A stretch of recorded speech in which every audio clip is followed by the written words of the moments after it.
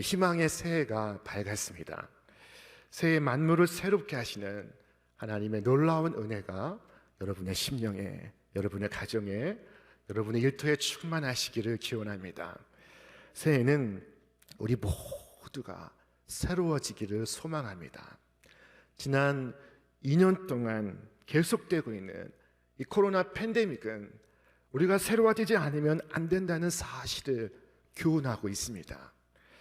더 이상 자연을 지키지 않으면 우리의 삶이 지속될 수가 없습니다. 하나님께서 자연을 창조하시고 이 자연에 허락하신 법이 있습니다. 하나님의 법이 있습니다. 먹어야 할 것과 먹지 말아야 할 것이 있고, 섞여야 할 것과 섞이지 말아야 할 것이 있습니다. 그래서 인간이 함부로 바꿀 수 없습니다. 자연의 법은 하나님이 주신 것입니다. 이 법을 어기면 우리의 삶에 재앙이 닥칩니다. 우리 인간의 문명이 지속될 수가 없습니다. 또한 도덕의 법을 지키지 아니하면 우리의 공동체가 지속될 수가 없습니다. 자연의 법을 허락하신 것처럼 인간 사회에도 허락하신 법이 있습니다. 이 도덕의 법을 지키지 않으면 우리 사회가 존속될 수가 없습니다. 이 도덕의 법을 무시하는 사회는 무너집니다. 존립할 수 없습니다. 도덕의 법도 하나님이 주신 법입니다. 이 법대로 살 때 우리의 공동체가 안전하고 그리고 영속할 수가 있습니다. 마지막으로 말씀의 법을 지키지 아니하면 우리의 세상이 지속될 수가 없습니다. 소돔성에 의인 10명이 있었다면 그 성을 멸하지 않았으리라 하나님께서 말씀하셨습니다. 그 성에 말씀의 법을 지키는 의인 10사람이 없어서 그 성은 멸망하고 말았습니다. 말씀의 법을 따르지 않으면 우리의 세계는 지속될 수가 없습니다. 새해 우리는 새로워지기를 소망하고 있습니다. 선지자 예레미야의 때에 이스라엘 역시 새로워져야만 했습니다. 이스라엘이 하나님의 심판을 목전에 두고 있었습니다. 이스라엘 백성이 하나님의 말씀 듣기를 거절했고, 그리고 마음에 완악한 대로 행하며 그 마음의 욕심을 쫓아 각자 자신의 우상을 섬기고 있었습니다. 그때 선지자 예레미야가 이스라엘 백성을 향하여 눈물로써 외쳤습니다. 주께서 빛이 사망의 그늘로 변하여 침침한 어둠이 되게 하시기 전에 하나님께 영광을 돌리라. 이스라엘은 새로워질 수 있을까요? 그들은 과연 스스로 새로워질 수 있을까요? 그 전망이 대단히 어둡습니다. 성경은 말씀하기를 굿수인이 그의 피부를, 표범이 그의 반점을 변하게 할 수 있느냐? 할 수 있을진데 악에 익숙한 너희도 선을 행할 수 있으리라. 이 말씀은 이런 의미입니다. 이디오피아 사람이 그 피부 색깔을 바꿀 수 있으며 표범이 그 반점을 없앨 수 있느냐? 만약 그렇게 할 수 있다면 악을 행하는 너희도 선을 행할 수 있으리라. 참으로 냉정한 표현이 아닐 수 없습니다. 하지만 이것이 현실입니다. 우리의 현실입니다. 우리는 할 수 없습니다. 우리는 스스로 새롭게 될 수 없습니다. 우리의 힘으로는 불가능합니다. 그러나 주께서 우리에게 말씀하십니다. 우리 함께 읽겠습니다. 보좌에 앉으신 이가 이르시되 보라 내가 만물을 새롭게 하노라 하시고 또 이르시되 이 말은 신실하고 참되니 기록하라 하시고, 하나님께서 만물을 새롭게 하시겠다 말씀하십니다. 여러분, 이 말씀이 신실하고 참되니 기록하라고 말씀하셨습니다. 새롭게 되는 것은 새롭게 하시는 이로 말미암아 새로워지는 것입니다. 그런데 새롭게 하신 이는 하나님이십니다. 내가 아닙니다. 하나님께서 새롭게 하시는 것입니다. 하나님은 창조의 하나님이십니다. 창조의 하나님께서 만물을 새롭게 하실 수 있습니다. 자, 그런데 여기에 순서가 있습니다. 먼저 우리의 마음을 새롭게 하십니다. 성경은 말씀하기를 너희는 유혹의 욕심을 따라 썩어져가는 구습을 따르는 옛사람을 벗어버리고 오직 너희의 심령이 새롭게 되어 하나님을 따라 의와 진리의 거룩함으로 지으심을 받은 새 사람을 입으라. 이 희망의 새해 우리의 심령이 새롭게 되어서 우리 모두가 새 사람 될 수 있기를 바랍니다. 우리의 이 마음은 세상의 변화가 시작되는 출발지입니다. 올해 우리 교회는 마음의 재건축이라는 표어를 세웠습니다. 이 표어 속에는 우리의 마음이 새롭게 되고 심령이 새롭게 되고 세상이 새롭게 되기를 바라는 우리의 기도가 담겨 있습니다. 여러분, 우리는 대체로 이 마음을 감정이나 정서의 영역으로 한정하는데 사실 이 마음은 생명의 원천이라 부를 만큼 대단히 중요하고 핵심적인 것입니다. 자, 성경은 우리에게 말씀합니다. 같이 읽겠습니다. 모든 지킬 만한 것 중에 더욱 내 마음을 지키라. 생명의 근원이 이에서 남이니라. 우리의 생명이 마음에서 나온다고 하나님께서 말씀하십니다. 우리의 마음이 이처럼 중요하다고 주께서 말씀하십니다. 우리는 마음보다 외모가 중요하다고 생각해서 사람을 볼 때는 외모를 보지만 우리 하나님께서는 외모가 아닌 마음을 보십니다. 여러분, 마음에는 여러 가지가 있습니다. 하나님께서 기뻐하시는 마음이 있고 하나님께서 슬퍼하시는 마음, 정죄하시는 마음이 있습니다. 어떤 마음이 하나님께서 기뻐하시지 않는 정죄하시는 마음입니까? 그 첫째는 교만한 마음입니다. 이 교만한 마음의 대표적인 사례는 바벨론 시대의 벨사살 왕이라고 말할 수 있습니다. 이 벨사살 왕이 하루는 화려한 잔치를 열고 귀족을 1000명을 불러서 모든 왕족과 함께 술을 마시고 있었습니다. 근데 술을 마시는 그 술잔이 무엇인가 하면은 예루살렘 성전에서 탈취한 성전의 성물이었습니다. 성전의 컵과 잔이었습니다. 이 벨사살 왕은 마음이 대단히 강팍했고 교만으로 가득 차 있었습니다.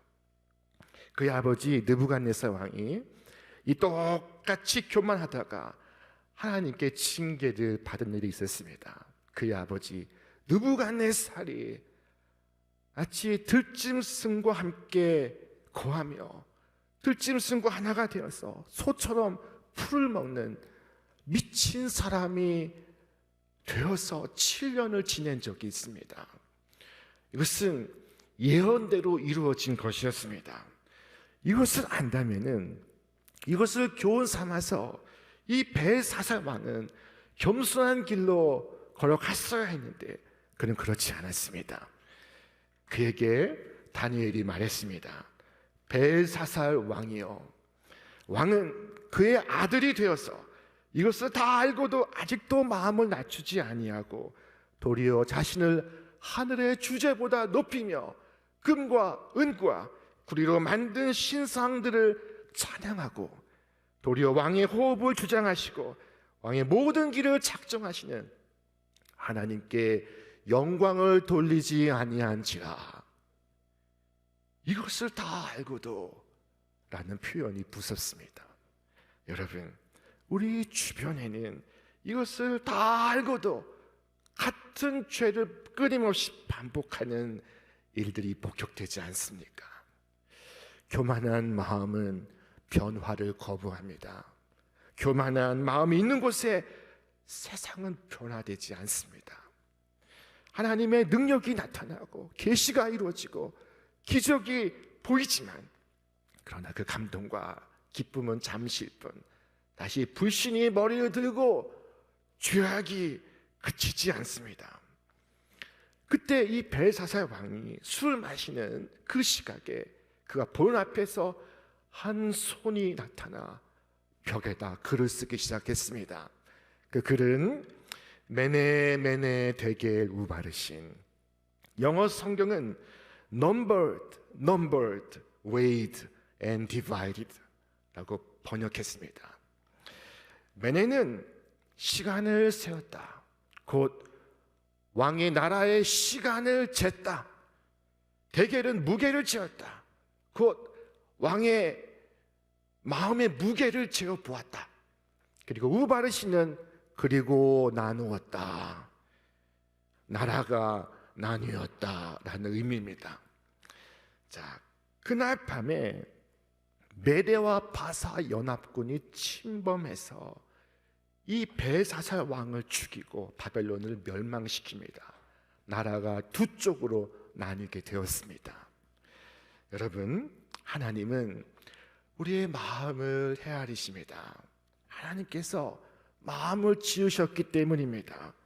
보석 세공이니 금과 은을 판단하듯이 하나님은 우리의 마음을 판단하십니다. 하나님은 우리의 마음의 무게를 바라보십니다. 하나님의 저울은 정직하고 정확합니다. 속일 수가 없습니다.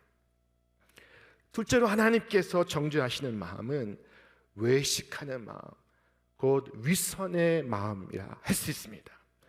구분하면 교만한 마음은 하나님이 없는 사람들이 갖기 쉬운 마음이라면, 외식하는 마음은 하나님의 백성들이 갖기 쉬운 마음이라고 할 수 있습니다. 에스겔 8장에 보면은 하나님께서 선지자 에스겔을 부르십니다. 그리고 그를 환상 중에 인도하십니다. 에스겔이 그 인도하심을 따라 가보니 큰 벽이 가로막고 있습니다. 자, 그리고 그 벽에 작은 구멍이 나 있습니다. 그 구멍을 통해서 안을 보고자 하나 보이지 않습니다. 그때 하나님께서 말씀하셨습니다. 에스겔아, 그 벽을 허물라. 그러자 에스겔이 구멍을 넓히고 벽을 허물었습니다. 그랬더니 큰 문이 가로막고 있었습니다. 그때 하나님께서 또 말씀하십니다. 에스겔아, 그 문을 열라. 에스겔이 그 문을 열었습니다. 그랬더니 그 안에 무시무시한 것이 펼쳐지고 있었습니다. 그 방 안에 온갖 더러운 짐승과 벌레가 가득했고 방 벽에는 우상이 새겨져 있습니다. 그뿐이 아니었습니다. 에스겔이 깜짝 놀란 것은 이스라엘의 장로 70명이 그 우상 앞에서 분향하고 있는 것이었습니다. 하나님께서 에스겔에게 말씀하십니다. 너는 지금 이스라엘 백성이 하는 일을 보느냐? 이 사람들이 입술로는 나를 섬긴다 하지만은 실상 자기 마음 깊은 곳에 더러운 것으로 가득하고 실상은 우상을 섬기고 있노라. 이 사람들은 내가 이것을 보지 못하는 줄 알지만 내가 이것을 분명히 보고 있노라. 여러분, 하나님의 눈을 피할 수가 없습니다. 하나님의 시선으로부터 숨을 수가 없습니다. 옛날 고서에 신목여전이라는 말이 있습니다. 신의 눈이 번개와 같다라는 것입니다. 여러분, 제일 밝은 것이 번개불이 아니겠습니까? 하나님의 눈은 번개불과 같아서 우리 마음 깊은 것을 살피십니다. 그러므로 하나님께 숨길 수가 없습니다. 외식하는 마음, 그것은 주께서 싫어하시는 마음입니다. 그것은 교만한 마음과 같이 변화를 거부합니다. 그 마음에 있는 것에 새로운 세상을 기약할 수가 없습니다. 그러나 주께서 기뻐하시는 마음이 여기 있습니다. 그것은 죄를 뉘우치고 하나님을 두려워하는 마음입니다. 그것은 깨어진 마음이요, 통회하고 자복하며 깨어진 마음입니다. 그것은 겸손하고 낮아진 마음입니다. 오직 선한 것을 생각하고 깨끗한 것을 사랑하며 죄악을 슬퍼하는 마음입니다. 거룩을 위해 탄식하는 마음입니다. 의롭고 순전하고 신실한 마음입니다.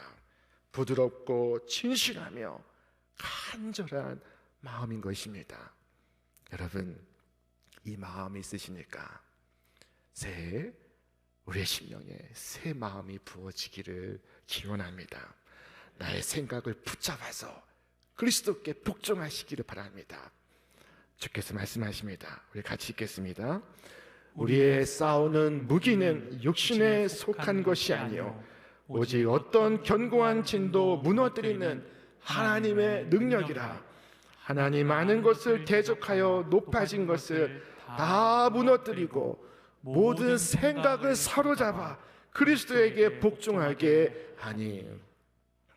모든 생각을 붙잡아 그리스도에게 복종하시는 이 한 해가 되시기를 바랍니다.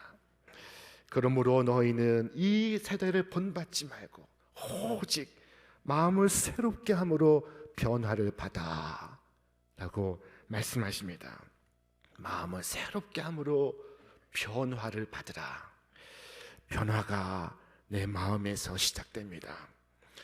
제가 아는 어떤 분은 늘 불평과 불만으로 가득했던 분이 있습니다. 늘 세상을 저주합니다. 늘 입에 욕이 붙어 있습니다. 세상이 더럽고 악하고 망할 세상이라는 것입니다. 그 날마다 세상을 저주했습니다. 그의 미래가 보이지 않았습니다. 그러던 그가 죽을 병에 들게 되었습니다. 그런데 놀랍게도 그가 하나님을 만나게 되었습니다. 그가 이제 두 손을 모으고 기도도 합니다. 자, 그리고 하늘을 보고 화단에 핀 꽃을 보면서 이렇게 말하는 것이 아니겠습니까? 하나님, 세상이 이렇게 아름다운 줄 이전에 미처 몰랐습니다. 여러분 보십시오. 세상이 바뀌었습니까? 세상은 같지 않습니까? 그러나 마음을 새롭게 함으로 변화를 받아 그의 세상이 새로워졌습니다. 여러분, 얼마 전까지 세상을 저주하고 세상에 절망하며 신음하던 그였지만 지금 그는 나무가 춤을 추고 새들이 말을 걸고 밤하늘의 별들이 노래하는 소리를 들을 수가 있습니다. 이 새해 첫 시간 우리 주님께 내 마음을, 나의 가슴을 넓게 여시기를 바랍니다. 그러면 주님께서 내 마음에 오사 내 마음을 새롭게 하실 줄로 믿습니다.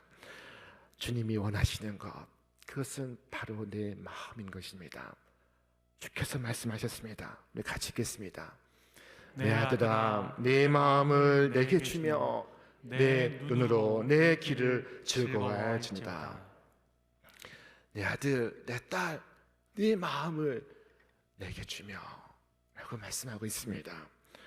여러분, 하나님 외에 누가 나에게서 마음을 주장하실 분이 있겠습니까? 이스라엘은 하나님께 번제로 제물을 바쳤습니다.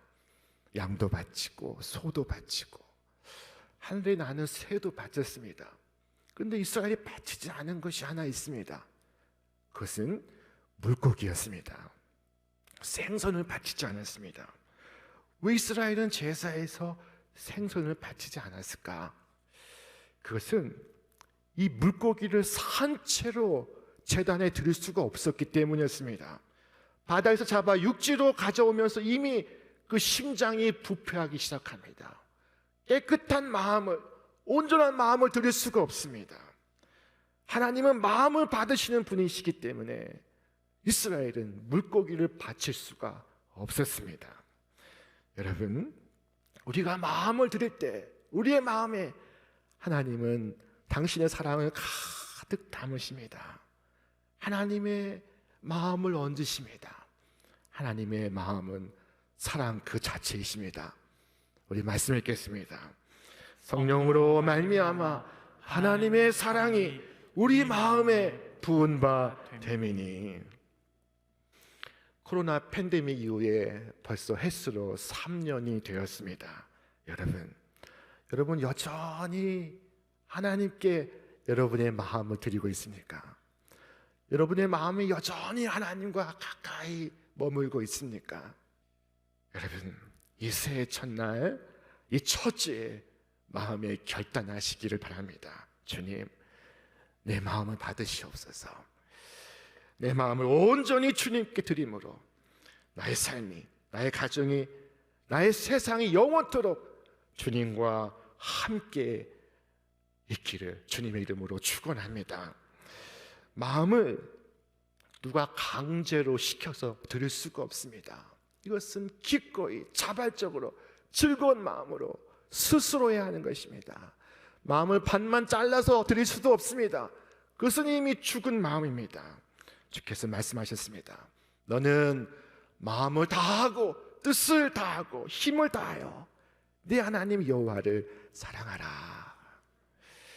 여러분이 말씀에 순종하여 올 한 해 온 마음으로 주님을 사랑하시기를 결단하시기를 바랍니다. 주님께 마음을 여시기를 바랍니다.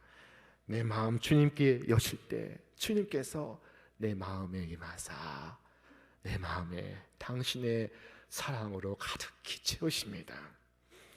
100년 전 1914년 미국 오하이오주의 루퍼스 다니엘 목사님이 그만 아들을 잃게 되었습니다.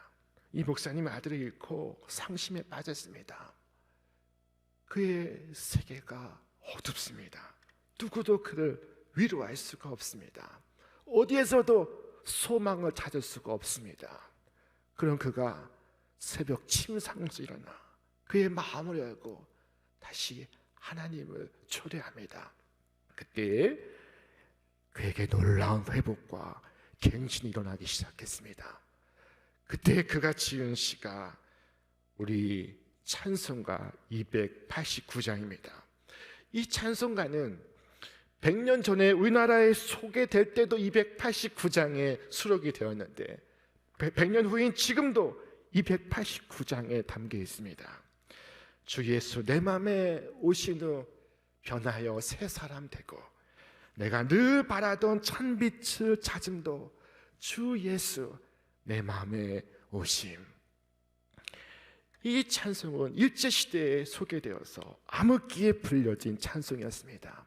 세상이 어둡고 캄캄할 때 우리 한국교회가 이 찬송을 불렀습니다. 주께서 내 마음에 오심을 찬송했습니다. 그들은 일제의 핍박과 박해 속에서 기쁨을 노래하였습니다. 여러분, 새해 정말로 새해가 되기 위해서 주님께서 내 마음에 오시기를 바랍니다. 주님만이 새롭게 하실 수 있습니다. 주님만이 나를 새롭게 하십니다. 주님은 못하실 것이 없습니다. 인생에서 누구도 우리를 새롭게 하지 못합니다. 부모가 아무리 숱한 말로 자녀를 가르쳐도 아이를 새롭게 할 수 없습니다. 잔소리가 될 뿐입니다. 그러나 주님은 우리를 새롭게 하실 수 있습니다. 주님, 내 마음을 주님께 열었사오니 주님 내게 오시옵소서. 우리 가정에 오시옵소서. 이 죄와 사망의 땅에 오시옵소서. 오셔서 나를 새롭게 하시며 만물을 새롭게 하여 주시옵소서. 올 한 해 이 새롭게 하시는 주 하나님의 은혜를 끊임없이 경험하는 선물과 같은 새해가 되시기를 주님의 이름으로 축원합니다. 오직 심령으로부터 새롭게 되어서 천국을 사는 여러분과 제가 되기를 주님의 이름으로 축원합니다. 축원합니다.